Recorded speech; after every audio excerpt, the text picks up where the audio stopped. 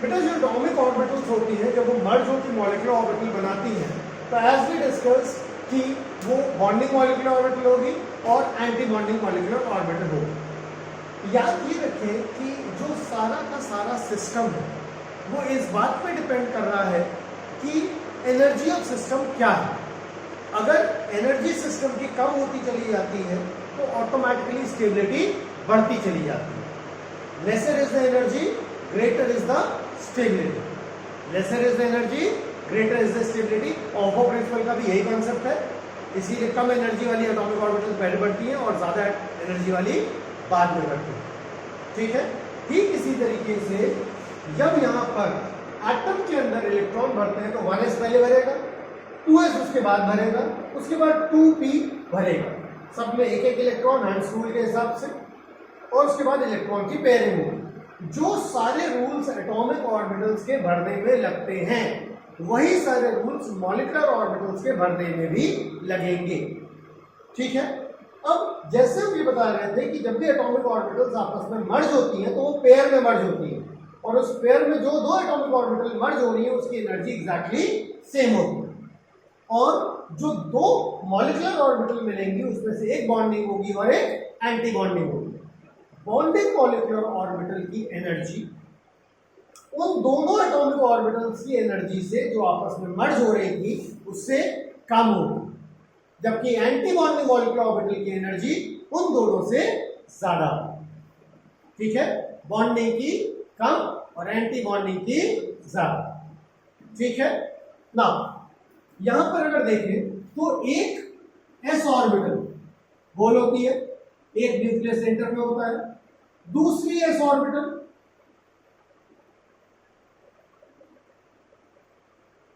यहां पर ये दोनों एटॉमिक ऑर्बिटल जो हैं इन दोनों एटॉमिक ऑर्बिटल्स की एनर्जी एग्जैक्टली सेम होगी। अगर हम कंसीडर करें कि एनर्जी ऐसे बढ़ रही है तो इन दोनों के मर्ज होने के बाद जो दो नई एटॉमिक ऑर्बिटल मिलेंगी वो दो न्यूक्लियस के अराउंड मिलेंगी, जो वो न्यूक्लियस के एटम्स उन एटम्स के न्यूक्लियाई होंगे जो आपस में कंबाइन हो रहे हैं। और यहां पर जब ये दोनों मर्ज होने के बाद दो नए इलेक्ट्रॉन क्लाउड मिलेंगे तो एक इलेक्ट्रॉन क्लाउड उसमें वो होगा जिसमें इन दोनों न्यूक्लियाई के बीच में इलेक्ट्रॉन डेंसिटी ज्यादा हो। ये ऑर्बिटल बना रहे हैं हम, उस ऑर्बिटल में अगर आप देखें तो you will be able to observe कि यहां पर इन दोनों के बीच में इलेक्ट्रॉन डेंसिटी सबसे ज्यादा है, और इसी तरीके से जो दूसरी ऑर्बिटल मिलती है ऑब्वियसली उसी न्यूक्लियस के अराउंड मिलेगी, लेकिन यहां पर जो इलेक्ट्रॉन डेंसिटी है दोनों न्यूक्लियाई के बीच में वो बहुत कम हो जाएगी, इनफैक्ट जीरो हो जाएगी। अगर आप यहां पर गौर करते हैं what you will get to know is that कि ये जो रीजन है बीच में यहां पे इलेक्ट्रॉन डेंसिटी जीरो है। What you call this plane as nodal plane, what you call it as nodal plane. Nodal plane क्या होता है? नोडल प्लेन एक वो रीजन होता है किसी भी ऑर्बिटल के रिस्पेक्ट में जहां पर इलेक्ट्रॉन के मिलने की प्रोबेबिलिटी ऑलमोस्ट जीरो होती है। ठीक है, यहां पर दोनों ऑर्बिटल्स के बीच में मिलने की प्रोबेबिलिटी, इलेक्ट्रॉन के मिलने की प्रोबेबिलिटी सबसे ज्यादा है और यहां पर सबसे कम है, तो ऑब्वियसली ये फेवर करेगा बॉन्ड फॉर्मेशन को और ये डिसफेवर करेगा बॉन्ड फॉर्मेशन। मॉलिक्यूलर ऑर्बिटल की कुछ टर्मिनोलॉजी वैलेंस बॉन्ड थ्योरी से ही ली गई है। वैलेंस बॉन्ड थ्योरी में दो एस ऑर्बिटल जब आपस में कंबाइन होते हैं तो कौन सा बॉन्ड बनाते हैं? Sigma bond. ठीक है, जब दो एस ऑर्बिटल हमेशा कंबाइन होंगे they can only form sigma bond. तो यहां पर ये मॉलिक्यूलर ऑर्बिटल्स के नाम भी उसी से उठाए गए हैं। इसको बोलते हैं सिग्मा और इसको बोलते हैं सिग्मा एस्ट्रिक। एस्ट्रिक है एंटी बॉन्डिंग के लिए, एस्ट्रिक है एंटी बॉन्डिंग के लिए। और सिग्मा ऑर्बिटल किसके कॉम्बिनेशन में मिली है? दो 1s ऑर्बिटल्स के, तो इसको बोलते हैं सिग्मा 1s ऑर्बिटल। इस तरह बुक में लिखा हुआ मिलेगा, अदरवाइज हम इसे लिख सकते हैं एज सिग्मा 1s। बुक में इस नोटेशन में नहीं लिखा जा सकता, पॉसिबिलिटी नहीं होती। तो they write it this way and we accept it this way. And similarly you are going to have sigma asterisk 1s which can also be written as sigma 1s asterisk. तो एक bonding molecular orbital, दूसरा anti bonding molecular orbital, जिसमें bonding molecular orbital की energy दोनों atomic orbitals की energy से कम होगी और एंटी बॉन्डिंग वाले की दोनों से ज्यादा होगी। अगर 1s और 1s मर्ज हुआ है तो आपको मिलेगा sigma 1s and sigma asterisk 1s। 2s और 2s मर्ज होता तो आपको मिलता सिग्मा 2s और सिग्मा एस्टेरिक 2s। इसके बाद अगर 2p और 2p मर्ज होता है तो दो 2p ऑर्बिटल्स मर्ज होने के बाद जो आपको नई ऑर्बिटल मिलेंगी वो दो अलग अलग तरीके की होंगी। जैसे हमें मालूम है p ऑर्बिटल जब मर्ज होती है, जब बॉन्ड बनाती है तो सिग्मा बॉन्ड भी बन सकता है और पाई बॉन्ड भी बन सकता है। तो यहां पर भी ऐसा ही कंसीडर किया जाता है कि जो तीन p ऑर्बिटल है, प्लीज ध्यान से समझे, तीन p ऑर्बिटल है हमारे पास कौन कौन सी है, px, py और pz, px, py और pz। ये तीन p ऑर्बिटल्स एक की, इसी तरीके से तीन p ऑर्बिटल्स दूसरे की, करेक्ट है, ऑफ द सेम एनर्जी, मतलब दो ये हो गई, दो ये हो गई और दो ये हो गई, pz बनाना था। न्यूक्लियस सेंटर में है, इनके कॉम्बिनेशन से जो हमें तीन ऑर्बिटल मिलेंगी, 3 + 3 6 ऑर्बिटल मिलेंगी, उसमें हमें मालूम है कि एक बॉन्ड ही केवल दो एटम के बीच में सिग्मा बॉन्ड होता है, बाकी दो पाई बॉन्ड होते हैं। उसी हिसाब से यहां पर भी कंसीडर किया गया कि out of 6 orbitals you are going to get 2 will be sigma and 4 will be पाई।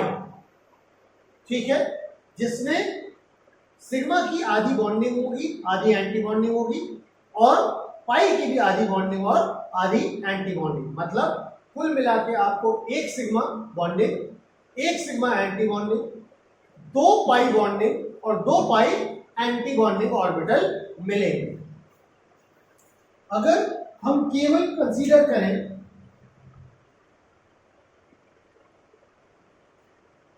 एक ऑर्बिटल एक प्लेन में,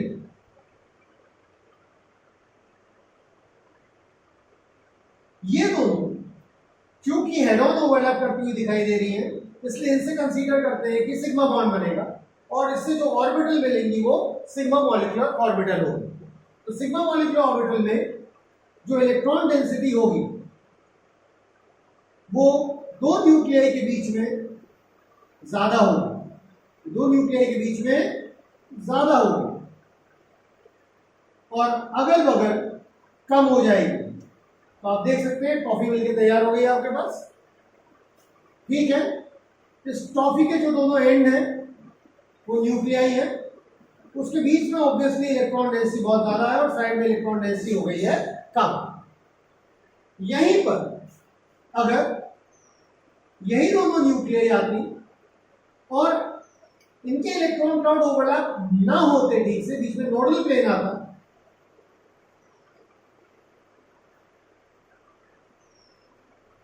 तो आपको कुछ ऐसी सिचुएशन मिलती और उस केस में आपको फिर से बीच में एक नोडल रीजन मिल जाता है।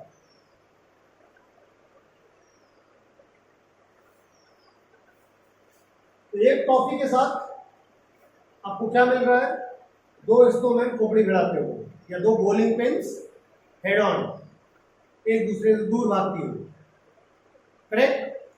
सो यहां पर ऑब्वियसली दोनों में से फेवर कौन करेगा बॉन्डिंग को, the one which has got a greater electron density in between. क्यों? क्योंकि वो दो न्यूक्लियस को बांधे रखेगा और यहां पे दोनों न्यूक्लियस एक दूसरे को रिपेल करेंगे। So this will be bonding, this will be anti bonding. ये हो जाएगी सिग्मा 2p, z एक्सिस पे मान लेते हैं इसे 2pz, 2pz। बेटा देखो x, y और z एक्सिस जो होती हैं ये केवल और केवल सिंबॉलिक है, क्योंकि एटम होता है स्फेरिकल, उसकी कोई एक्स वाई जेड एक्सिस नहीं होती। हम लोग ये मान लेते हैं कि दो एटम जब अप्रोच कर रहे हैं एक दूसरे को तो they are approaching along the Z axis, and when they are approaching along the Z axis तो सिग्मा बॉन्ड जो बनता है वो जेड एक्सिस के अलोंग बनता है। तो sigma molecular orbital is also considered to be along the Z axis. So we are going to write it sigma 2pz और we are going to write it as sigma 2pz and the other one will be sigma asterisk 2pz, यानी कि sigma asterisk 2pz। इसी तरीके से अगर मान लेते हैं py और py मर्ज होती है, py और py मर्ज होती है, तो py और py मर्ज होने पर they will lead to the formation of the pi molecular orbitals, pi bonding molecular orbital and pi anti bonding molecular orbital, भले ही अब वो 2px हो या 2py हो, क्योंकि हमने z एक्सिस को सीधा हॉरिजॉन्टल ले लिया तो बाकी दोनों एक्सिस उसके परपेंडिकुलर जाएंगे 90 डिग्री एंगल। अब ये दोनों अगर मर्ज होती है, ठीक वही फॉर्मेट कंसीडर करेंगे कि दो p ऑर्बिटल साइडवेज ओवरलैप के लिए आ रही है। अगर वो मर्ज हो जाएंगी तो उनके इलेक्ट्रॉन क्लाउड मर्ज हो जाएंगे, और अगर वो रिपेल करेंगे एक दूसरे को तो एक दूसरे से दूर भाग जाएंगे। ध्यान से देखिए, अगर ये दोनों आपके मर्ज होती हैं तो आपको कैसा ऑर्बिटल मिलेगा? एक न्यूक्लियस है, दूसरा न्यूक्लियस है, पास आए, इनके ऊपर के इलेक्ट्रॉन क्लाउड मर्ज हो गए और इनके नीचे के भी इलेक्ट्रॉन क्लाउड मर्ज हो गए, ठीक है। और अगर ये मर्ज ना हुए होते तो एक न्यूक्लियस दूसरा न्यूक्लियस दोनों ऑर्बिटल्स एक दूसरे से दूर भाग रही होती, मतलब ये थोड़ा इसका इधर थोड़ा शिफ्ट हो गया, ये इधर शिफ्ट हो गया, ये इधर शिफ्ट हो गया, ये इधर शिफ्ट हो गया। जो दो लोब्स थे वो दो लोब एक के ऊपर एक थे, वो थोड़ा साइड में शिफ्ट हो गए, और दूसरे केस में दोनों पास में आ गए। जब पास में आ गए तो मर्ज हो गए, वरना दूर चले गए। फिर से आपको देखने में क्लियरली मालूम पड़ रहा है कि you have got a nodal plane in between, you have got a nodal region in between, yes और नो? सो ऑब्वियसली जो ये वाली ऑर्बिटल है, this is the bonding molecular orbital and this is the anti bonding molecular orbital, लेकिन इसको denote करेंगे पाई से। एक बात ध्यान रहे, यहां पर इलेक्ट्रॉन क्लाउड है पूरा भरा हुआ, इसमें यहां पे भी इलेक्ट्रॉन हैं,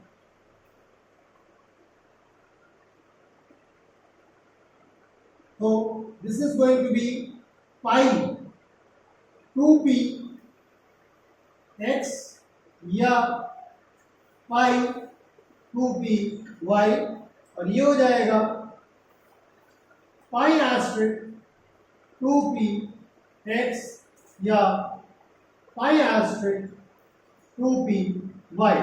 मतलब जब 3p ऑर्बिटल एक थी और 3p ऑर्बिटल दूसरे एटम की मर्ज हो रही थी, तो 6 ऑर्बिटल जो हमें मिली वो कौन सी मिली? Sigma 2pz, sigma asterisk 2pz, pi 2px, pi 2py, pi asterisk 2px and pi asterisk 2py, जिसमें 2px, 2py और 2pz की एनर्जी एग्जैक्टली सेम थी। तो जितनी भी बॉन्डिंग मॉलिक्यूलर ऑर्बिटल है, सिग्मा 2pz, पाई 2px और पाई 2py, इन सब की एनर्जी इन तीनों ऑर्बिटल्स की एनर्जी से कम होगी और इनकी एंटी बॉन्डिंग की एनर्जी इन तीनों से ज्यादा होगी। एग्जैक्ट अरेंजमेंट अभी करते हैं नेक्स्ट वीडियो में।